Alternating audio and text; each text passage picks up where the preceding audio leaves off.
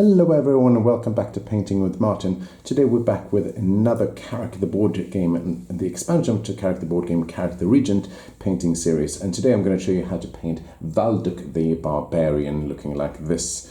Beautiful figure, lots of nice details, and his figure can actually be seen on the box art showing over here. I'm going to show you here with the brush. This is Valduk the Barbarian. He's a fairly simple figure to paint with not that many complex tones and variations. And I'm going to show you how to paint him in 3 easy stages, starting with the base paints, moving on to washes and shades, and then highlights and finishing touches. I'm going to use some of the contrast paint here as well to make sure that the process is a little bit sped up, and also that will skip some of the stages for the wash, as a contrast paint also skips the wash stage. It combines the wash stage with the base paint stage and makes it much easier and faster to paint. So with this one, I'm going to keep myself as close as possible to the box art, and I'm going to try not to take any artistic freedom with this figure, keeping the box art as close as possible to the figure, or the other way around actually. So with this one, I'm going to start by painting his torso here using some leather armor, as well as his skin using some leather, some skin color, using both contrast colors as well. And for this one, I'm using a fairly large brush, using a size 4 brush. This is a golden maple brush, synthetic one, but any size 3 would be quite fine as well. So with this one, I'm going to start with the leather armor, using Citadel contrast range Snakebite leather. With this one, you can see the pigments are almost all the way on the top here. So what you need to do is you need to shake the bottle quite vigorously. I'm going to do it off camera, not to make sure that the film is fairly stable. So shaking it very vigorously. I'm going to show you a little bit here like this, but much more vigorously on the side here, making sure that the pigments are fairly mixed and well. Now I'm opening this one, and I'm going to make sure that I paint this one undiluted, but you can if you want to, and then you can actually use, if you want to dilute it, you can use this one called the technical paint from Citadel, using contrast medium for this one. You can use that one to dilute it a little bit if you want to. So with this one, only putting a little bit of paint on the brush gives you more control, and making sure that no paint's getting into the ferrule here, so the paintbrush is keeping itself nice and smooth for further videos and further use. If you get some of the paint up on the other parts, don't worry, we can fix those mistakes later as we go. And try to get a nice and even coverage. Going back over here, you can see his I will also paint his leather like belt over here.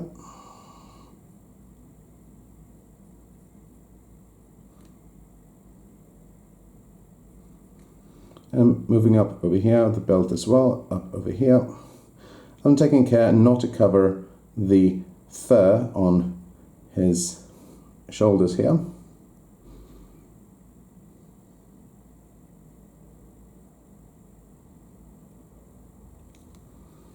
And turning it around, angling it as I see fit, making sure you cover everything.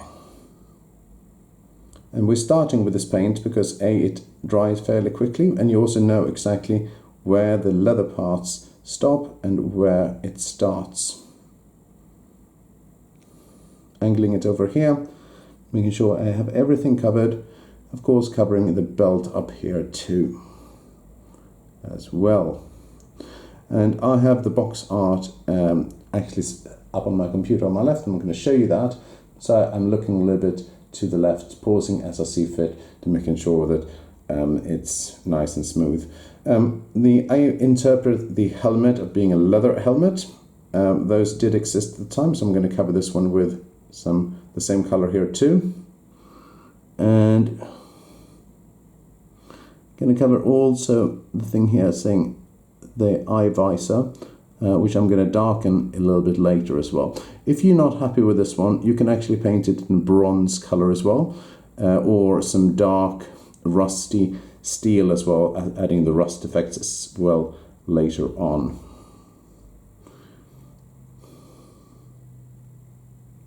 Taking care here not to touch the face, if possible. Moving around underneath the horns,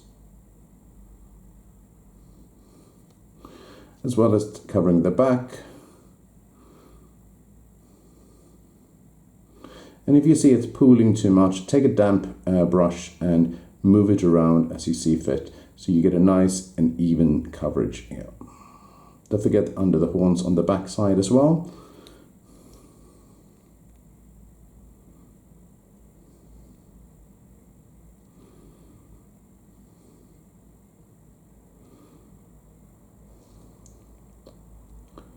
Looking quite okay.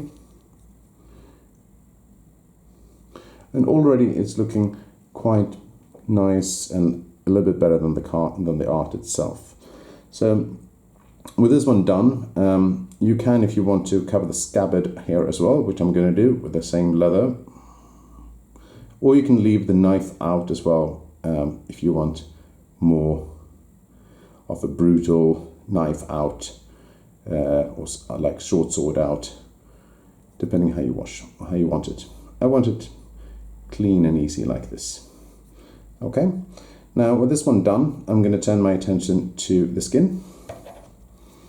Washing my brush in between, making sure that it's nice and easy, and then I take my hand and I form the brush in my hand like this to make sure that it's nice, smooth. I move my brush like this, and then I dry it off on a piece of kitchen towel, making sure that it's not completely dry but a little bit damp.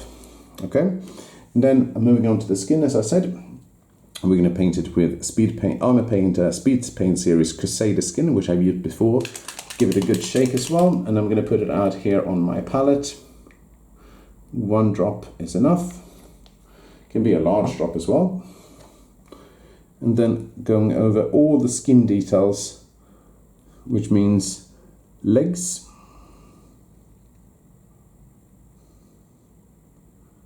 and this creates a nice base for when we add some Cadian flesh afterwards, or we can leave it as it is depending how light you want the skin to be.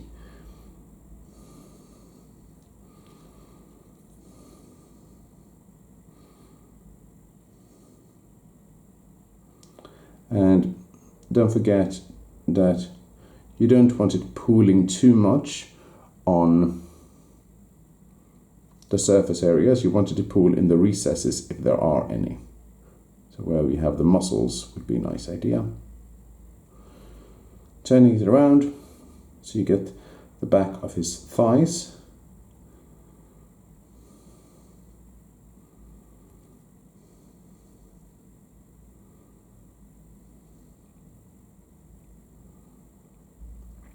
And with this one, while I'm doing this one, I want to say a big thank you to everyone who have subscribed to my channel so far. Thank you so much. This really helps me. And if you want to help my channel grow, please consider subscribing to the channel as well, and giving it a like and a thumbs up. And maybe a comment as well. That really helps me make it seen more on YouTube, on the algorithm. So when others are looking to paint these figures, then they can see that I've shown them how to do so. And to date, I don't think anyone has shown on YouTube how to paint the Karak the board game series, but I could be wrong. It's a nice, neat little game. Karak the Regent is the expansion to it, which adds more replayability. I highly recommend it if you feel that you've played Karak and you want something more. And then Karak the Regent is for you. It adds more options, adds a catch-up mechanic, which is really nice, which I'm going to talk about in a future video quite soon. And of course, more heroes. More rooms, more room tiles, more monsters, and Karak the board game is otherwise a very simple, very fun game, because it has some nice mechanics that suits the whole family. I can play it with my son, who is 7 years old, and also at the time of this video, that is, and you can also play it even with younger audiences if you help them out a little bit with the pictures of the language on the cards. Otherwise, it's fairly language independent, except for the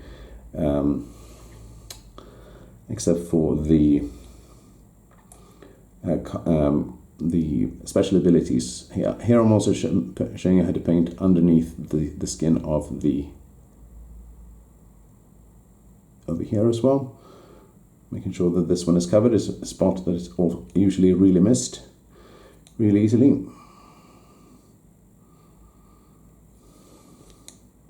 And back here as well.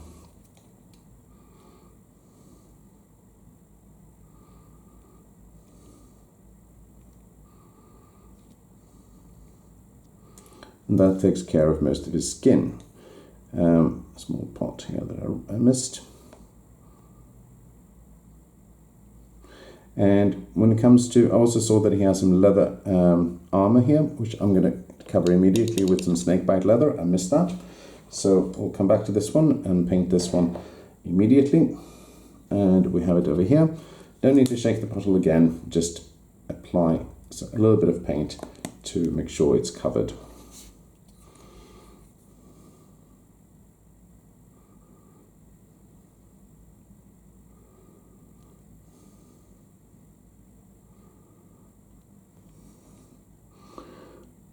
Around here as well, which I may accidentally have covered with a little bit of the skin color, but we can paint it over immediately. It's quite a dark, vibrant color that you can do that with. Okay, the armor looking quite okay. I'm going to turn my attention now to the axe handle, as well as his leather armor as well. But first, I'm going to take some ivory from Vallejo. You can use, as an alternative to this, you can use chape de bone from Citadel as well. And I'm going to use it to paint all the horn details. And with this one, I'm going to dilute the paint, otherwise it dries not that fast, and you can paint it in several layers. And you can paint it here on your fingernail, make sure that it's not too thick. It's a nice and easy trick to do that. And you paint the horns. Doesn't achieve that much. Of course, you can paint over the mistake here you made from the leather armor, but it gives a small tonal variation. And more importantly, when you paint the horns, don't be afraid to accidentally touch this one here, which is you're supposed to, with the kind of like the leather, no, not leather, the cow or animal skull here that you have.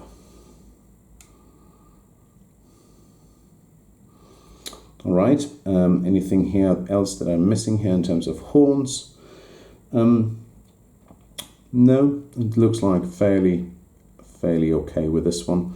Can go back here and touch up a little bit here on the skull here too, on the other side, underneath the arrows, which I'm going to paint in a bit.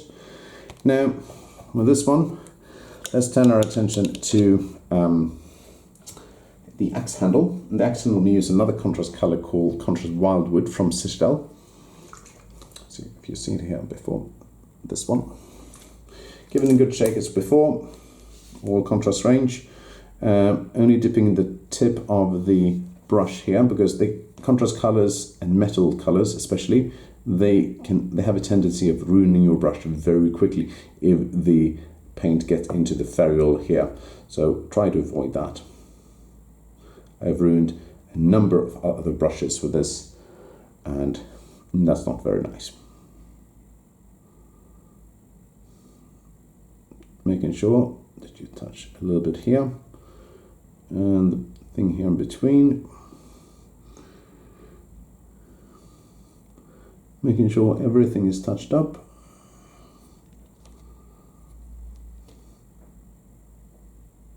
Angling the miniature is important, as you see fit. Not covering the end here because it's made out of metal, according to the card art.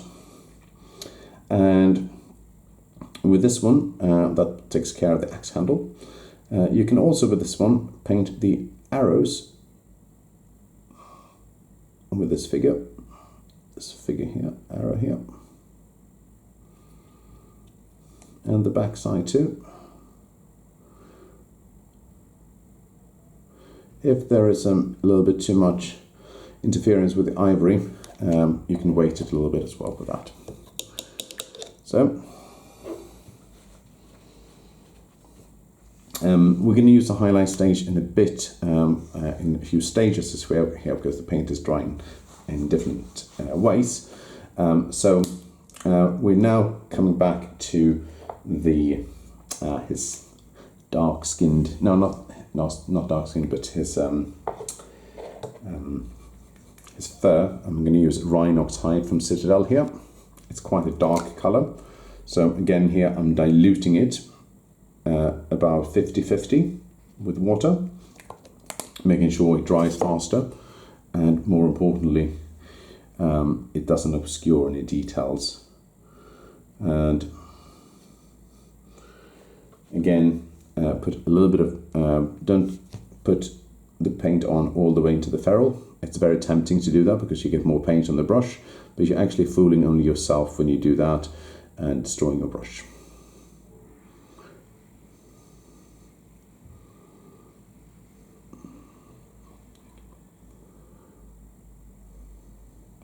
And also, when I'm painting here, I'm taking great care not to cover the skin details if I can.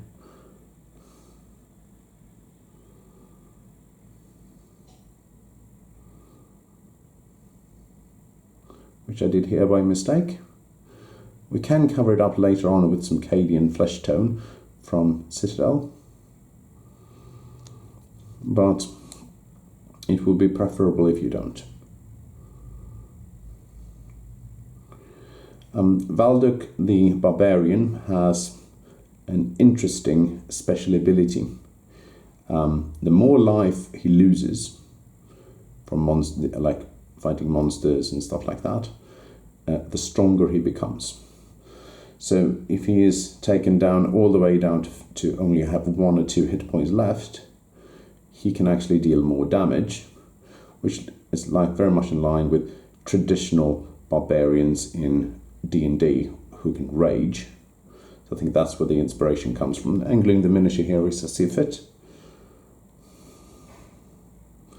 And so if he's taken only 1 or 2 points of damage, putting him down to 4 or 5 health, or 5 or 4 health actually, then he can deal an extra point of damage, I believe. But if he goes down all the way down to only 1 or 2 life left, then he can deal an insane amount of damage more, which is really nice. So that's kind of like high risk, high reward. You want him to be hurt, and then you can deal more damage with him. And I really like that ability. Normally, in the beginning, you're if you lose life, you feel like, oh great, I have to go and heal, and that takes up my entire turn. Okay, eventually maybe you will have to go and heal with him. Or maybe you will play him in a way that you will actually say, I'm going to play him very risky, taking most damage on him, so I can deal more damage later on and build my strength up. I'm going to also cover here the underside of the leather, not leather, fur cloak. I think it's a cloak, or loincloth. Fur it is, anyways, at least.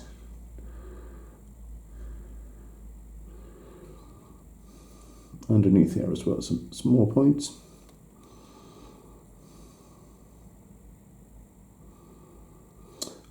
Turning around, just making sure that I haven't missed any parts. Here I missed a small part here. And moving up over here. Here taking great care not to cover, if I can, the leather armor, the skin, and more importantly, the skull.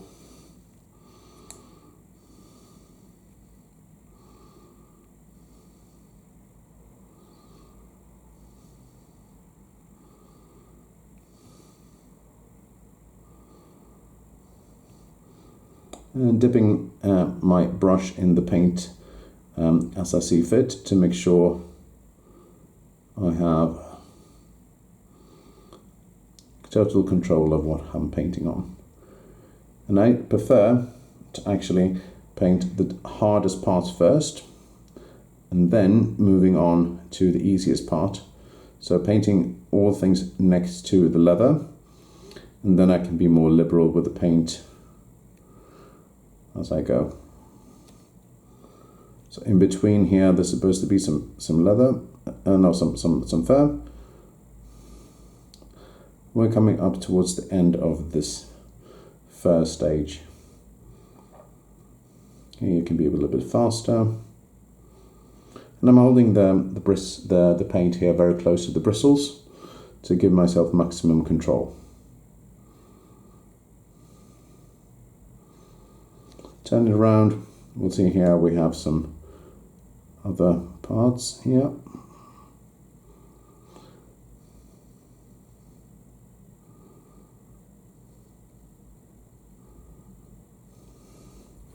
Here it can be a bit tricky. So you have to angle the miniature to make sure you get it under his axe. And here, see, I missed some part here, and I primed this figure using Vallejo Primer White. And there you can see immediately if you've made a mistake. Means you haven't covered some of your figure in the paint that you want. Don't forget underneath the arm here as well.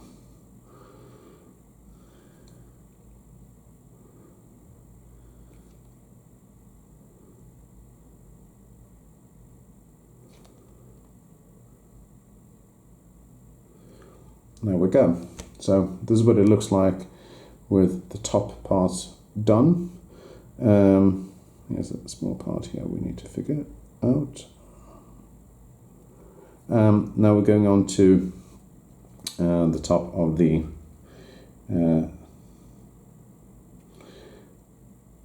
fur part here. Same color. Rhinox hide from Citadel. If you're new to the channel and you haven't painted before and you see this one for the first time and it looks quite daunting, don't be. If you take it easy and you just take your brush and you go step by step, you will figure out that it's quite an easy process if you follow these step by step instructions that I give you now. You can also alternatively go to one of my other videos, and such as Hannah the Acrobat, sorry, too much focus on the Barbarian here, sorry about that. Hannah the Acrobat coming up in another video. I've already painted it and it's going to be up on the channel momentarily. And oops, drop this one, that happens. And then she's pretty much 3-4 colors and very easy to paint. If you just want to start out with something very, very easy. And the aim here is to have fun. The aim here is to put something nice looking on the tabletop and not win any competitions or anything like that. As you can see now, we've got some, I'm going to paint here the arrows here just to be sure. Didn't turn out very well with the contrast paint. And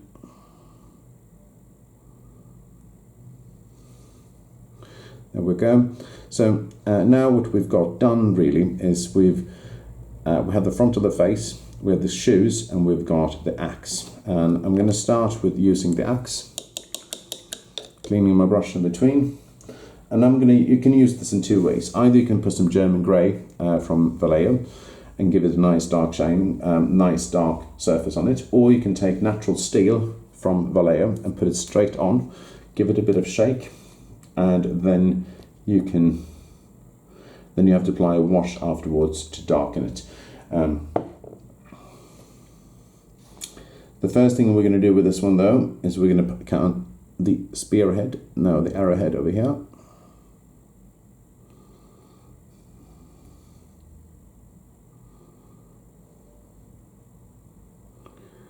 And now it looks quite light. I'd recommend this oily color, the natural steel, or oily steel for this one, because it's not as shimmering light as, for example, Chainmail silver or silver itself. You can do that afterwards to actually highlight it. And I'm putting this one neat because it's quite a good color to do so with. So don't dilute this paint.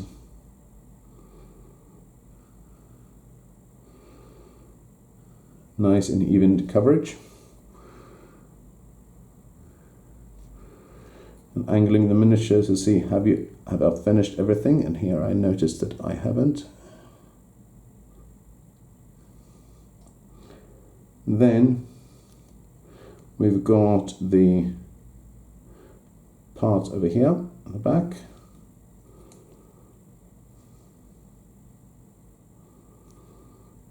And underneath here as well.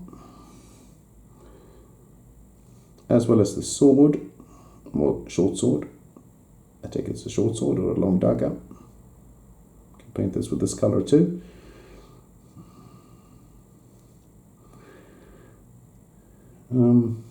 Touching up some things here that I missed. And that's it for the metal parts. Now we've got the boots, and I think I'm going to go for a very easy way and paint them with the same leather armor as I did before. So moving up to Snakebite leather for this one too. You can paint them in a brown shade such as Mournfing Brown if you want to instead, from Citadel. But this one is quite nice too, and it's quite easy to paint. Just put it on, watch it dry, and you have a nice toned finish.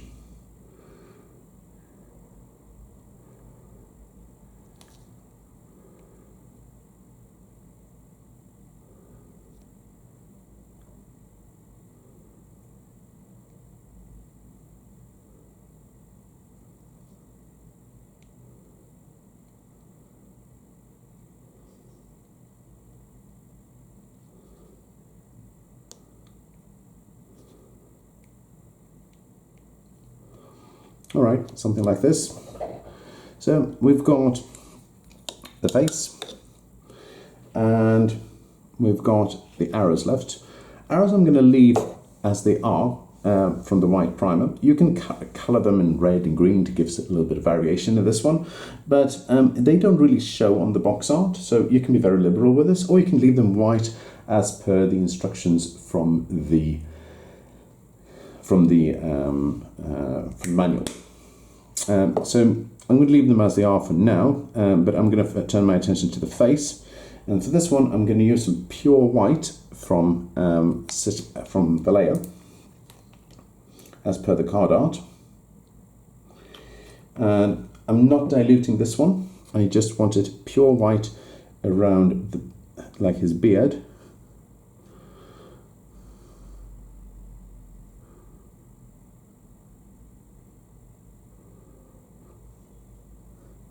And his beard is showing all the way around the mouth here as well. Don't forget it. Don't worry if you covered a little bit of the mouth here as well. Don't worry about that. You can if you want to, and I'm doing that here to paint the arrows white, pure white as well, to give them a little bit of a shiny look.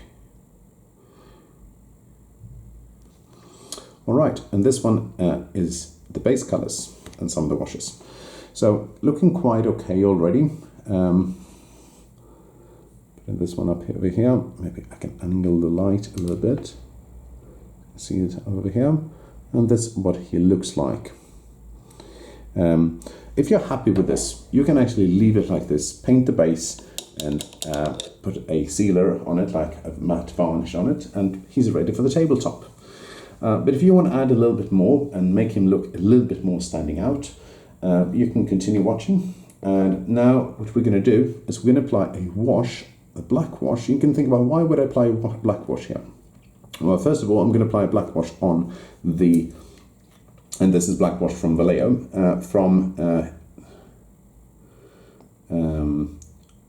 only on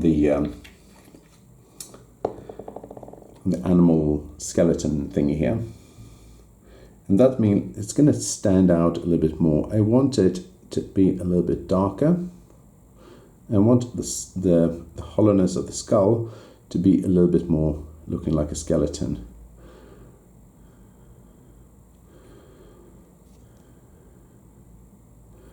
Something like this. We'll also do this one with, now if the metal is dried, and it's almost dried, you can apply this one on some of the metal when it's dried. Here it's almost dried, to give it more of a darker tone.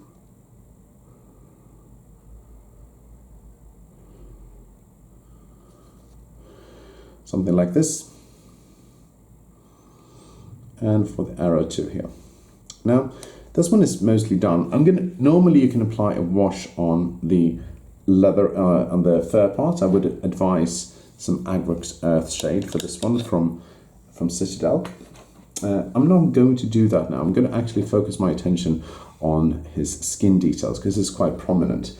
And as I said before, you can either use Cadian flesh or Cadian Fleshtone, which is this one, or you can actually use some Kislev flesh on this one. Kislev flesh is very lighter, and if I look at the box art, he looks both light and this one. So I'm going to keep my original thing here and use Cadian Fleshtone for this one. I'm going to use it neat, and I'm going to paint a highlight now using this one for his skin. And this one here, I'm going to focus on the fingers because they're quite prominent. And then his muscles, and I want to focus only on the raised areas here. So his ample muscles are really showing. Here I can also correct some mistakes I made before with the fur parts. And I want to make sure that it really, really stands out. That's why I'm turning my attention here to the skin, because it is really a nice way of like giving a nice highlight to it. I'm not going to paint his like back sides with this one because they're not really showing. But here I want to paint the fingers, taking care not to leave the kind of like wash the speed paint in between the knuckles. And here, his muscles, I want to leave them mostly intact.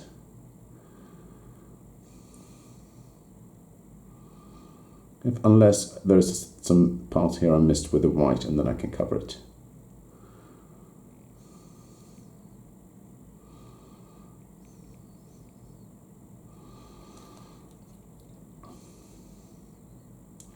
So this one, it's a nice and easy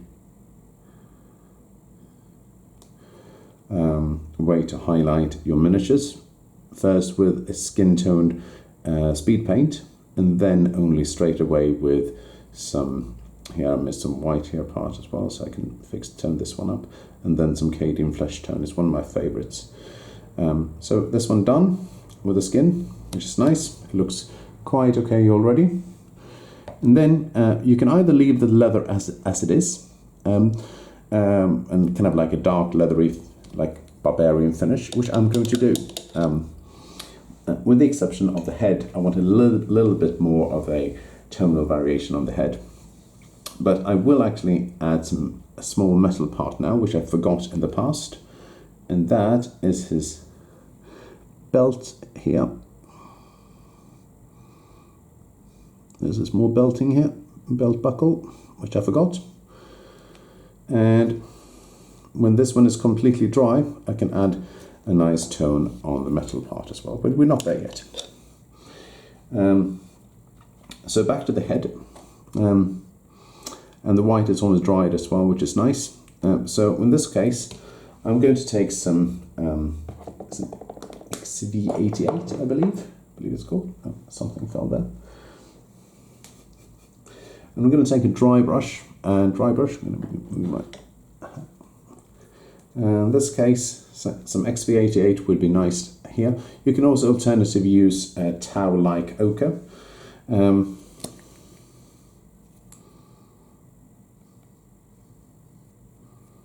So use some XV88 from Citadel. You wipe most of the paint off the brush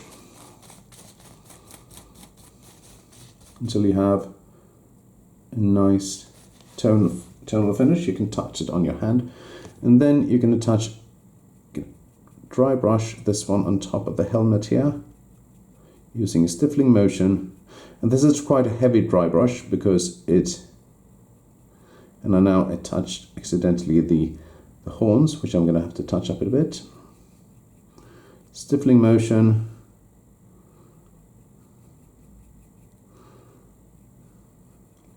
Like this. I'm going to use this for the belt as well.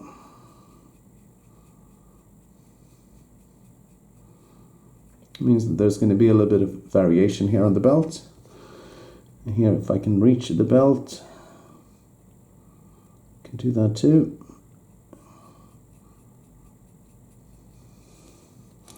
So, looks like this when it's done.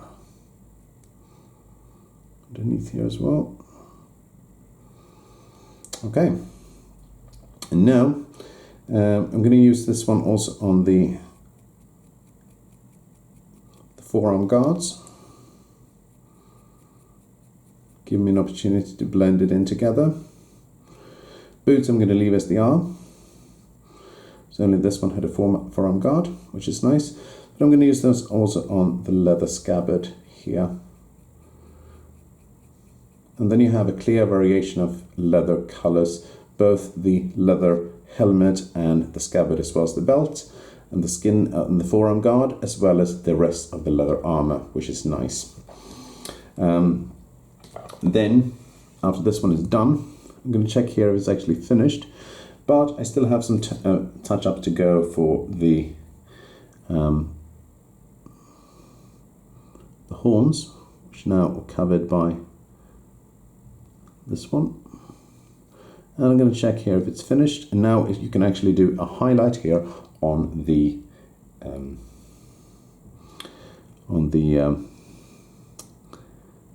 well, I always forget the name, animal skull. And here I'm taking great care to actually have the highlight on top here, leaving the shading completely in the recesses.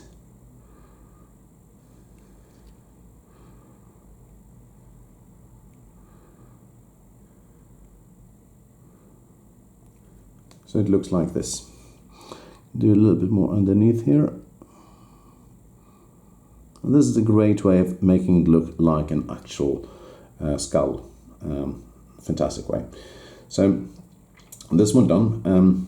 We've got two more highlights left. And we've got the skin. No, not the skin. The skin is done. But we got the face, which is the beard. And we need the teeth. So what I'm going to do here is that we're going to use what we call a wash highlight. And we're going to take some black wash from Vallejo, and we're going to actually put it in his mouth to darken it. And we can also use it here on his skin visors to really darken this area, making him look a lot more menacing. And while we're at it, we can use an edged highlight and filling in some of these crevices of the animal skull. Got it right now. Great.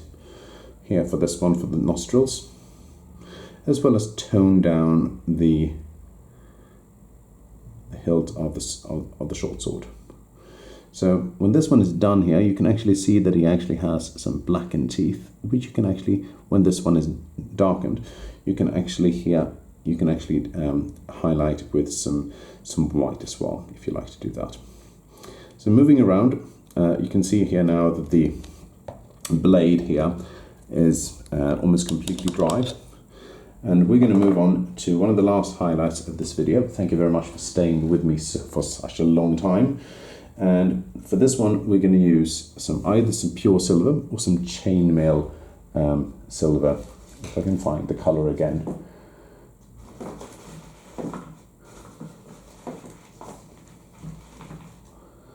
There you go. So chainmail silver from Vallejo, beautiful color, one of my most used, and it's going to be used quite a lot in the workshop tomorrow. Actually, not tomorrow, but I use this once a month on my workshops in the board game shop Tricks in Haifa, Israel. So here I'm covering only the edge here as per the card art, as well as this one here, only the small parts of the edges here, and underneath here as well.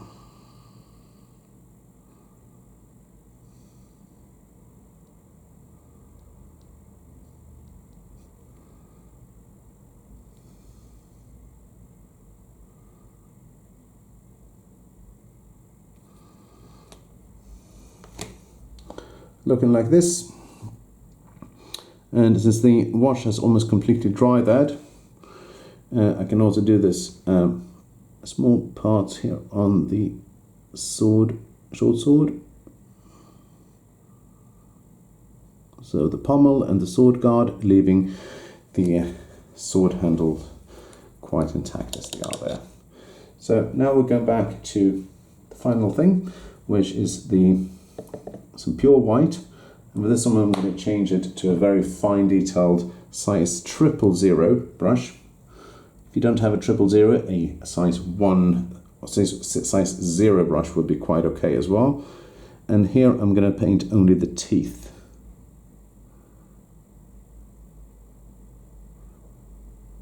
Could put a little bit too much there.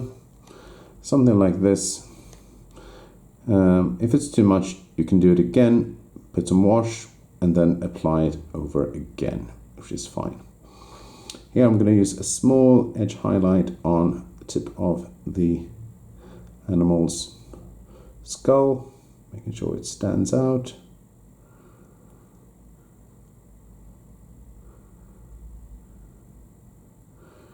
As well as the tip of the horns.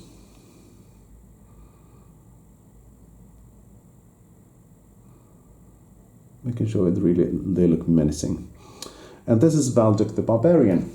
I also forgot to say that he has another skill called Perseverance, which means that if the barbarian defeats a monster and does not take the equipment he has acquired in the combat, he can continue moving following the normal movement rules. So this one is done. You can paint the base as you like, and then you